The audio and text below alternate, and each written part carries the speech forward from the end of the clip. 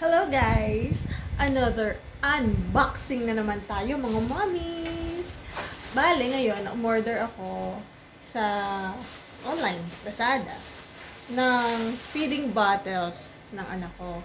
Kasi nabasa ko na yun daw mga feeding bottles, depende sa brand, ay ang expiration daw nun is 4 to 6 months. Ngayon, so, kapag halimbawa, mga gasgasin na, ganun.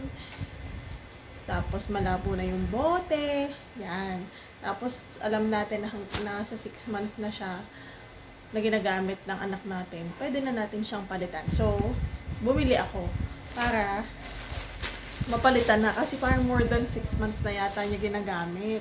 Lately ko lang nabasa yung 4 to 6 months daw na lifespan ng mga feeding bottles ng babies. Yun. So, ito yung mga binili ko. Ayan. Ang mga binili ko, hindi ako nakabili ng mga branded kasi pricey talaga siya. So, okay naman yung nabili ko before na hindi naman siya branded. Pero, maganda yung quality. Okay naman sa ano ko. Kaya, yun ulit yung mga binili ko. Okay. Oh, tada! Tapos, may isa pa. Bale, magkaiba ng seller yung binilahan ko. Yung binilahan ko nito. Yan, kita na! So, ito muna isa. Yan.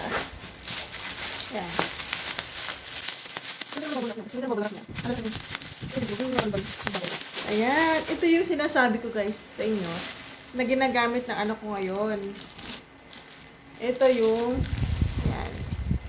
Ano bang basa siya? Ito yung parang imitation ng Avent. So, yan. Yan. Yun. Ito yung tatak. Yan. Ayan. Ang binili ko is 1, 2, bali 4 to. Wait lang. Kasi malaki na yung anak ko. Madami na siyang nadedede na gata. So, dapat, yung bote, malaki din. 2 clear bottles at saka 2 blue. So, yan. Ito ay 330 ml. Itong ganito kalaki. Yan. Yan, ganyan siya kalaki. 330 ml na 11 ounce na gatas or tubig yung pwedeng ilagay. Ito naman yung isa ko pang binili kasi madaming bote yung anak ko. So, bumili ako ng madami-dami. Ito yung isa, yung isang klase na binili ko, yung may straw. Yan. Ito yung binili ko para kahit nakaupo si Utoy, pwede siyang dumili. Yan. Ang binili ko ay ang mga slim type. Isang pink, isang blue. Pero ang binili ko, 3. Yan. Ito yung slim type ng kanyang green na mataba na bote. Ito ay 300 ml. Na 10 ounce ang pwedeng ilaman. Maganda siya. Maganda. Tapos, ito yung nipple niya. Yan. Ganyan yung nipple niya. Tapos, testingin natin kung natatanggal. Ito yung straw na. Yan. Tapos, ito naman, optional naman to guys. Pwede naman siyang alisin. Pwede mangwala yan. Pwede. Ito lang ilagay nyo. Pagka si Utoy or si baby nyo ay hindi sanay na may ganito. Ganyan lang. Pwede lang. So, yan. Tapos, may isa akong binili. Pakikita ko lang sa inyo. Yung ano bang tawag doon? Feeding bottle brush. Yun yung ginagamit ko sa biyanan ko. Na panlinis ng bote. So, ito yun. Ito yung ginagamit namin compared dun sa nakikita namin na yung may foam, tapos may parang brush hindi yun yung nagagamit ko ever since. Ito yun. Yan. May nipple panlinis din naman siya ng nipple sa kabilang side.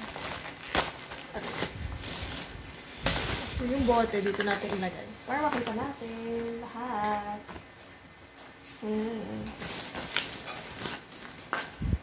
Yan, ganda.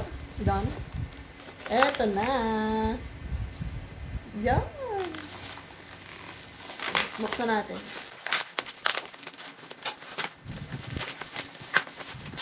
Ang binili ko ay dalawa. Para hindi palaging bumibili. Alam mo yun? Para practical. Para isang ano na lang, isang shipping. Ito guys. Yan. Ito yung ginagamit ko. Hindi siya yung may foam. Ang binibili ko ay yung isa na parang rubber na gano'n. Pero wala yung foam. Yung isa hindi ko naipakita sa inyo last time. Ito yung ginagamit ko, pinagagamit ko sa bianan ko. Ito yung nipple brush niya. Nipple cleaner niya. Yan. Sa kabilang side. Tapos ito naman yung sa loob ng bote. So yan. Dalawa na agad yung binili ko. Ang brand dito ay ano bang basa dito? Bebeta or Bebeta bottle and nipple brush. Yan. So, yun lang. And thank you for watching. Bye!